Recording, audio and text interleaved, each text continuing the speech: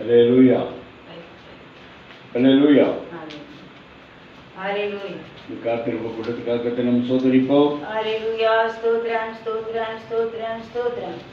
நாளும் சௌரி செரிசா அவருடைய தாயாருக்கு நல்ல சுகம் பலம் ஆரோக்கியத்தை கொடுத்து ஆசீர்வதிக்கும்படியாக கர்த்தரை நாம் ஸ்தோத்திரிப்போம். ஹalleluya. ஸ்தோத்திரம் ஸ்தோத்திரம் ஸ்தோத்திரம். சபை மக்கள் அனைவரையும் ஆண்டவர் இரத்தத்துக்குள் வைத்து பாதுகாத்துக் கொள்ளும்படியாக எந்த தீய சக்தியும் பொல்லாதாவி அணுகாதபடி நீண்ட ஆயுசு சுகபல ஆரோக்கியத்தை கொடுத்து ஆசீர்வதிக்கும்படியாக இந்த இக்கட்டான நாட்களிலே என் ஆண்டவரை பரம வைத்தியராயிருந்து ஒவ்வொருவரையும் பாதுகாத்துக் கொள்ளும்படியாக கர்த்தரை ஸ்தோத்திரிப்போம். ஹalleluya. ஸ்தோத்திரம் ஸ்தோத்திரம் ஸ்தோத்திரம். அடியனையும் அடியன் குடும்பத்தையும் ஆசீர்வதிக்கும்படியாக ஊழியத்தை ஆசீர்வதிக்கும்படியாக கர்த்தரை ஸ்தோத்திரிப்போம். ஹalleluya. ஸ்தோத்திரம் ஸ்தோத்திரம் ஸ்தோத்திரம். இந்த நாட்களிலும் இந்த காத்திருப்பு கூட்டத்திலையும் க்ளோத்திங், அதாவது வஸ்திரம், உடுப்பு, போட்டிக் கொள்ளுதல் என்ற வார்த்தை என்ற மீனிங்கில் நம்ம ஆண்டோடைய வசனத்தை வாசித்து தியானிக்க போகிறோம். ஹல்லேலூயா. அதே போல் நாளை காலையில் இந்த இடத்தில் நடக்கும் உபவாச கூட்டத்தையும் கர்த்தர் ஆசீர்வதிக்கும்படியாக கர்த்தரை ஸ்தோத்திரிப்போம். ஹalleluya. ஸ்தோத்திரம் ஸ்தோத்திரம் ஸ்தோத்திரம். சண்டே ஆராதனையும் கர்த்தர் ஆசீர்வதிக்கும்படியாக கர்த்தரை ஸ்தோத்திரிப்போம். ஹalleluya. ஸ்தோத்திரம் ஸ்தோத்திரம் ஸ்தோத்திரம். மத்தேயு எழுதிய சுவிசேஷம் 6வது அதிகாரம் 25வது வசனம். ஆகையால் என்னதை உண்போம் என்னதை குடிப்போம் என்று உங்கள் ஜீவனுக்காக என்னதை உடுப்போம் என்று உங்கள் சரீரத்துக்காக கவலைப்படாதீர்கள் என்று உங்களுக்கு சொல்லுகிறேன். ஆகாரத்தை பார்க்கிலும் ஜீவனும் உடையை பார்க்கிலும் சரீரமும் விசேஷித்தவைகள் அல்லவா? ஹல்லேலூயா. மத்தேயுல ஆண்டவர் சொல்லியிருக்கிறாரு, உடைய பார்க்கலும் ஆகாரத்தை பார்க்கலும் ஜீவன், உன் ஆத்மா, உன் சரீரம் விசேஷித்தவைகள் அல்லவா? ஹல்லேலூயா. அதனால் இந்த நாட்களில் தேவனுடைய பிள்ளைகளை நம்ம ஆத்மா, நம்ம சரீர வளர்ச்சியை பார்க்கணும். ஆத்மாவும் சரீரமும் பலமாக இருக்கும்போது எந்த தீய சக்தியும் நம்மை அணுகவே அணுகாது. ஹல்லேலூயா. ஆண்டவர் கூட பாருங்க, இன்னைக்கு மனுஷனை அதை செய்யலாமா இதை செய்யலாமா, என் களஞ்சியத்தை இடித்து கட்டலாமா, அந்த வீடை கட்டலாமா இந்த வீடை கட்டலாமா, இதுதான் மனுஷன் இன்னைக்கு நினைச்சிட்டு இருக்கான். ஆனால் ஆண்டவர் அதனால தான் வேதத்திலையும் சொல்லியிருக்கிறார். ஹல்லேலூயா. ஸ்தோத்திரம். ஒரு மனுஷனுக்கு நிறையா விளைச்சல் களஞ்சியத்தில் வைக்கிறதுக்கு இடம் இல்லை, என்னுடைய களஞ்சியத்தையெல்லாம் இடித்து கட்டி இதை குறித்து சேர்ப்பேன். அப்போ தேவனுடைய வார்த்தை, துன்மார்க்கனே, இந்த ராத்திரியிலே ஒரு ஆத்மா எடுத்துக்கொள்ளப்படுமானால் நீ எங்கே போவாய்? ஹல்லேலூயா. அதனால் ஆண்டவருக்கு சொல்லியிருக்கிறார், உடைய பார்க்கிலும் சரீரமும் விசேஷித்தர்கள் அல்லவா? ஹல்லேலூயா. அதனால் நம்ம ஆத்மா, ஆவி, ஆத்மா விசேஷித்தவைகள். ஹல்லேலூயா. ஆத்மாவையும் ஆவியும் கெடுப்பவனே தேவன் கெடுப்பார். அதனால் ஆத்மா வளர்ச்சி நமக்கு முக்கியம். ஹல்லேலூயா.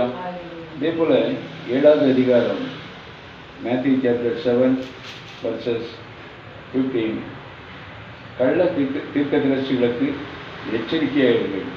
அவர்கள் ஆட்டுத்தோலை போர்த்தி கொண்டு உங்களிடத்தில் வருவார்கள், உள்ளத்திலோ அவர்கள் பட்சிக்கிற ஓநாய்க்கள். ஹல்லேலூயா. ஸோ போர்த்தி கொண்டு கள்ள தீர்க்கதரிசிகளுக்கு எச்சரிக்கையாகும்.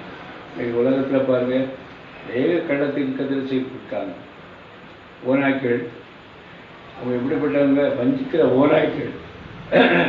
ஆட்டுத்தோலை போர்த்தி கொண்டு உங்களிடத்தில் வருவார்கள், உள்ளத்திலோ அவர்கள் பட்சிக்கிற ஓநாய்க்கள். ஹல்லேலூயா. அதனால் விசுவாசிகள் எச்சரிக்கையாக இருக்க வேண்டும். இன்றைக்கி எத்தனையோ போதகர்கள் இருக்கிறாங்க, ஊழியக்காரர்கள் இருக்காங்க, வஞ்சனையானவர்களாக இருக்கிறாங்க. ஒரு ஆத்மா அவங்க நிலையை அறிஞ்சு அவங்களுக்கு தகுந்த மாதிரி பேசி அவங்களை பாதாளத்துக்கு கொண்டு போகிறவங்களாக இருக்காங்க. சத்தியத்தை சத்தியமாக அறிவிக்கிறது கிடையாது. ஹல்லேலூயா. வெறும் ஆவிக்குரிய ஜீவியம் உண்பதும் உடுப்பதும் குளிப்பதும் அல்ல. ஹல்லேலூயா. ஆவியில் வளரணும், அபிஷேகத்தில் வளரணும். இன்னும் இந்த உலகம், நம்ம இருக்க உலகெல்லாம் நம்மை விட்டு அகன்று போகணும். இன்னைக்கு அநேகர் அப்படி இல்லை, கள்ளப்போதனை செய்வாங்க. ஆண்டவர் எல்லாமே அனுபவிக்கிறது தானே படைச்சு வச்சிருக்கிறாரு.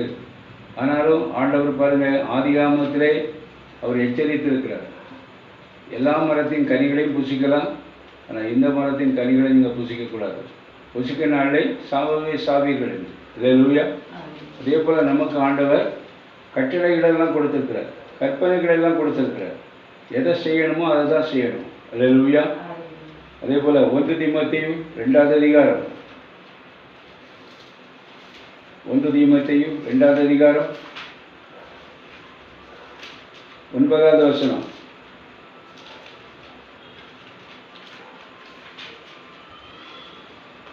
தீமோத்தேயு 2வது அதிகாரம் 9வது வசனம்.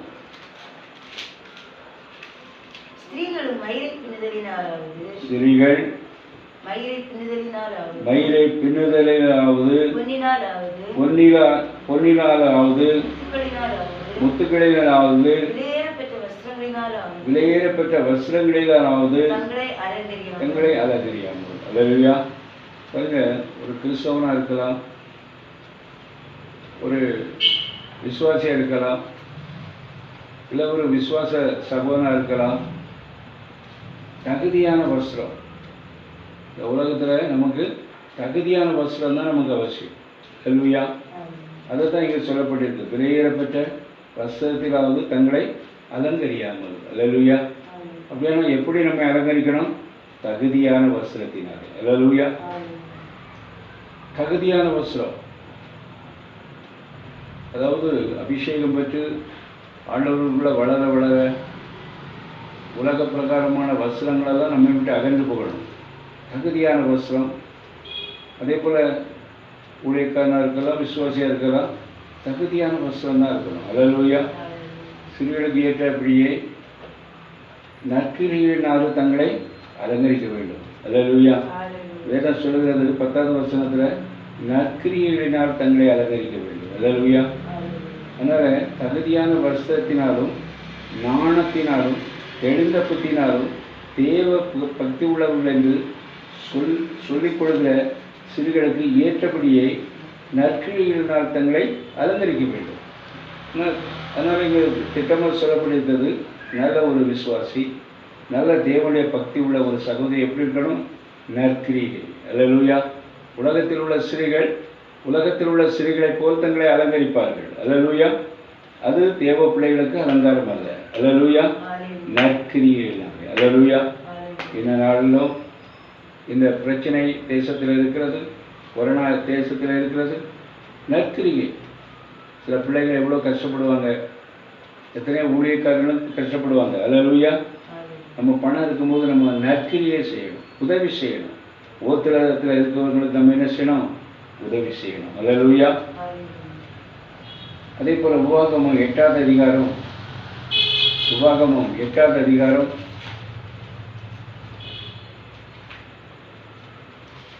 4வது வசனம்.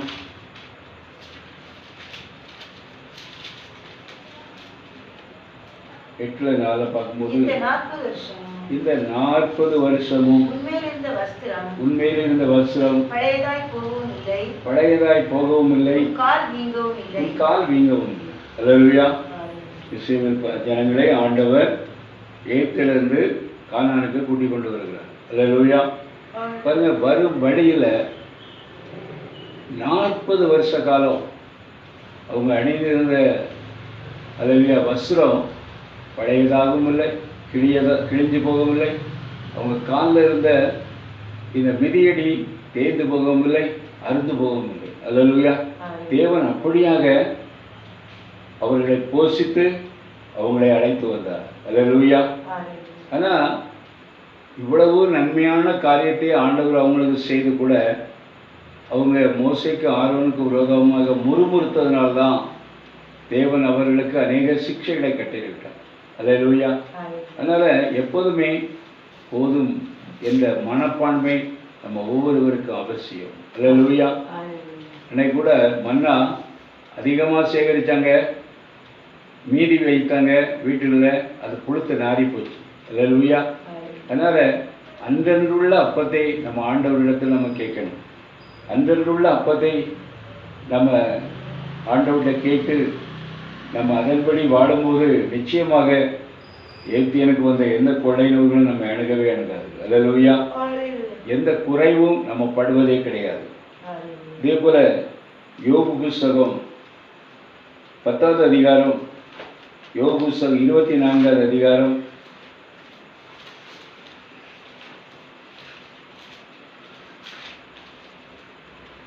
யோபு புஸ்தகம் 24வது அதிகாரம் 10வது வசனம். அவனை வஸ்திரம் இல்லாமல் நடக்கவும் பட்டினியாய் அரிக்கட்டுகளை சுமக்கவும். அல்லேலூயா. இங்கே யோபு சொல்கிறார், யோபுடைய நண்பர்களெல்லாம், ஏன் உமக்கு இவ்வளவு பெரிய துன்பம், ஏன் இவ்வளவு பெரிய துயரம், ஏழைகளுக்கெல்லாம் நீர் கொடுக்காம ஒன்றும் கொடுக்கல, உன் வீட்டில் வேலை செய்தவனுக்கு கூட ஒன்றும் கொடுக்கல. அல்லேலூயா. அதனால தான் யோபு சொல்கிறார், அவனை வஸ்திரம் இல்லாமல் நடக்கவும். அல்லேலூயா. என் வீட்டில் வேலை செய்தவனுக்கு நான் வஸ்திரம் இல்லாமல் அவனை நடத்தவில்லை, பட்டினியாய் அரிக்கட்டுகளை சுமக்க வைத்து அந்த அரிக்கட்டில் உள்ள தானியங்களில் அவங்களுக்கு கொடுக்காம, கூலியை கொடுக்காம அவங்கள நான் அனுப்புனதும் கிடையாது. அல்லேலூயா.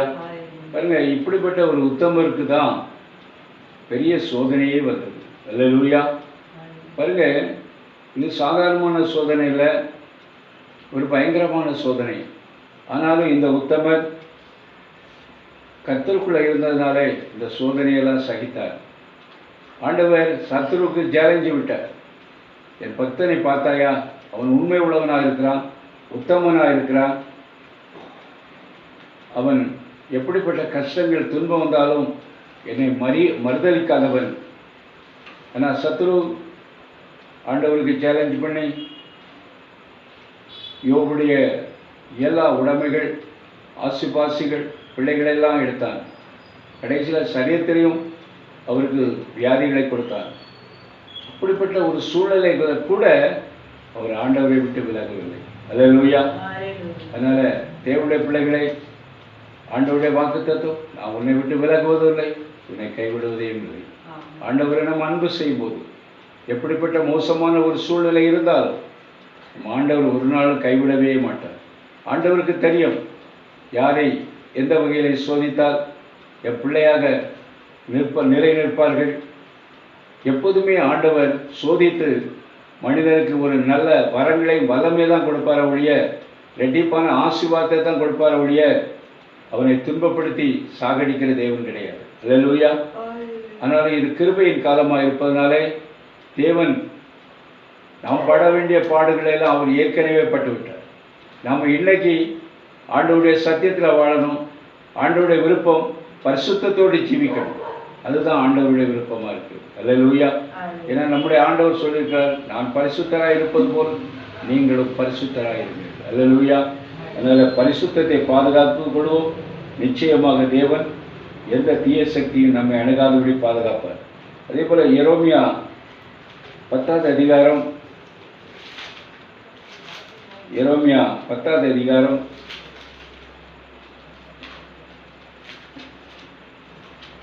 9வது வசனம். தகடாக்கப்பட்ட வெள்ளி தர்சீசிலும் பொன் உப்பாசியிலிருந்து கொண்டு வரப்பட்டு அவைகள் தொழிலாளிகளினாலும் தட்டான் கைகளினாலும் செய்யப்படுகிறது. இளநீலமும் இரத்தாம்பரமும் அவைகளின் குடுமானம் அவைகளெல்லாம் தொழிலாளிகளின் கைவேலையாயிருக்கிறது. அல்லேலூயா. இன்னைக்கு பாருங்க, இங்க பாருங்க உடுமானம், குளோத்திங் உடுமானம். அல்லேலூயா. இன்னைக்கு பாருங்க, அசையாது, ஆடாது, பேசாது, இப்படிப்பட்ட விக்கிரங்களை வெள்ளியினால, தங்கத்தினால, தகடுகளினால போர்த்தி அவைகளெல்லாம் வைத்திருக்கிறாங்க. அல்லேலூயா. பாருங்க, அல்லேலூயா. இவைகள்லாம் உலகத்தில் உள்ள தொழிலாளிகளால் செய்யப்பட்ட விக்கிரகங்களாக இருக்கிறது. இவைகள் பேசாது. அல்லேலூயா. எப்போ விக்கிரகம் அதிகப்பட்டு இருக்கிறதோ தேவனுடைய கோபாக்கினைகளும் கூடிக்கொண்டே இருக்கிறது. அல்லேலூயா. ஏன்னா தேவன் ஆவியாக இருக்கிறார். ஆவியான தேவனுக்கு ரூபமில்லை, சொரூபமும் கிடையாது. அல்லேலூயா. அதனால தேவ பிள்ளைகளை, நம்முடைய தேவனுடைய பிள்ளைகள், கிறிஸ்தவர்கள் விக்கிரகங்களை ஆராதிக்கவே கூடாது. விக்கிரகத்தில் தேவன் இல்லை. அது மனுஷனால் உருவாக்கப்பட்டது, மனுஷனால் செய்யப்பட்டது. அல்லேலூயா. அவைகளுக்கு தங்கத்தை வைத்து போர்த்துகிறார்கள், உடையாக வெள்ளியை வைத்து போர்த்துகிறார்கள். அவைகளுக்கு ஜீவன் கிடையாது. அல்லேலூயா.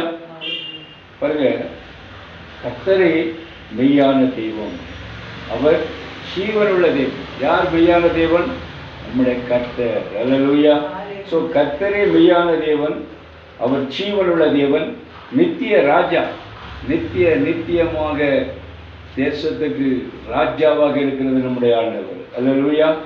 அவருடைய கோபத்தினால் பூமி அதிரும். இன்னைக்கு ஒரு கொரோனா வியாதி வந்திருக்குன்னா ஆண்டவருடைய கோபம். ஆண்டவருடைய கோபம் தணிவதற்கு நம்ம என்ன செய்ய வேண்டும்? இதை தான் இன்னைக்கு நம்ம எல்லாரும் யோசிக்கணும். அல்லேலூயா. அவருடைய வாதை நம்முடைய குடும்பங்களை அணுகாதபடி நம்மை நாம் பாதுகாத்துக் கொள்ள என்ன செய்ய வேண்டும்? நம்முடைய சபையை சத்ரு தொடாதபடி இருக்க நாம் என்ன செய்ய வேண்டும்? இது ஊழியக்காரனுடைய எண்ணமா இருக்க வேண்டும். விசுவாசிகளுக்காக பாரத்தோடு ஜெபிப்பது. அல்லேலூயா. விசுவாச குடும்பத்தில் என்ன தவறாயிருந்தாலும் ஆண்டவரிடத்தில் பரிந்து பேசுவது, இது ஊழியக்காரனுடைய வேலையாக இருக்க வேண்டும். அல்லேலூயா. அதே போல விசுவாசிகள் இந்த நல்ல நாட்களிலே, இந்த நல்ல நாட்கள் தான் சொல்ல முடியும், நம்மை நாமே ஆராய்ந்து பார்க்கணும். ஆண்டவருக்கு விரோதமான ஏதாவது பாவம் இருந்தால் நம்ம முழுமையாக நம்மை அர்ப்பணிக்க வேண்டும். அல்லேலூயா. அல்லேலூயா. அதனால் ஆண்டவருடைய கோபத்தினால் பூமி அதிரும். அவருடைய உக்கிரமத்தை சாதிகள் சகிக்க மாட்டார்கள். அல்லேலூயா. அதனால் அவருடைய உக்கிரகத்தினால நம்ம சகிக்க முடியாது. அதனால்தான் ஒவ்வொரு விசுவாசிகளும், ஒவ்வொரு தேவனுடைய பிள்ளைகளும், முக்கியமாக நம்ம சபையார் முழுமையாக நம்மை அர்ப்பணித்து நம்முடைய குடும்பங்களை அர்ப்பணிப்போம். கர்த்தர் தாமே நிச்சயமாக வெகு சீக்கிரத்தில் இந்த பொல்லாத வியாதியிலிருந்து நம்மை விடுவிப்பார், நம்மை பாதுகாத்துக் கொள்வார். என்றால் நம்மை படைத்த தேவன், நம்மை அழைத்த தேவன் ஆண்டவராகிய இயேசு கிறிஸ்து. அல்லேலூயா. கண்களை மூடுவோம். அல்லேலூயா. உமக்கு ஸ்தோத்திரம் ஆண்டவரே, உம்மை ஸ்தோத்திரிக்கிறோம், உம்மை துதிக்கிறோம். இந்த அருமையான வேளையிலும் குளோத்திங், வஸ்திரம், உடுப்பு, போர்த்திக் கொள்ளுதல் என்ற வசனத்தின் மூலமாக நீ எங்களோடு பேசியதுக்காக ஸ்தோத்திரம். நீ பேசுகிற தெய்வம் ஆண்டவர். எங்களுடைய குறைபாடுகள், எங்களுடைய குற்றங்கள் எது இருந்தாலும் எங்களை மன்னியும். எங்களை தாழ்த்தி ஒப்பு கொடுக்கிறோம். சபையாரை தாழ்த்தி ஒப்பு கொடுக்கிறோம். எந்த பொல்லாத ஆவிகளோ கொள்ளை நோய்களோ சபைக்குள் நுழையாதபடி பாதுகாத்துக் கொள்ளும். வயதானவர்கள், பெற்றோர்கள், சிறியவர்கள் ஒவ்வொருவரையும் இரத்தத்துக்குள் ஒப்பு கொடுக்கிறேன். இயேசுவின் இனிய நாமத்தில் ஜெபிக்கிறோம் என் ஜீவன் உள்ள நல்ல பிதாவே. என் ஆத்துமாவே கர்த்தரை ஸ்தோத்திரி, என் முழு உள்ளமே அவருடைய பரிசுத்த நாமத்தை ஸ்தோத்திரி. என் ஆத்துமாவே கர்த்தரை ஸ்தோத்திரி. கர்த்தர் செய்த சகல நன்மையும் என்றென்றைக்கும் மறவாதே. ஆமென். நம்முடைய கர்த்தராகிய இயேசு கிறிஸ்துவின் கிருபையும் தேவனுடைய அன்பும் பரிசுத்த ஆவியானுடைய ஐக்கியம் உங்கள் அனைவரோடும் சகல பரிசுத்தவான்களோடும் நம்முடைய ஆண்டவராகிய இயேசு கிறிஸ்து வருகை புரிந்து இருப்பதாக. அல்லேலூயா. கர்த்தர் உங்களை ஆசீர்வதிப்பார். பேசுவோம்.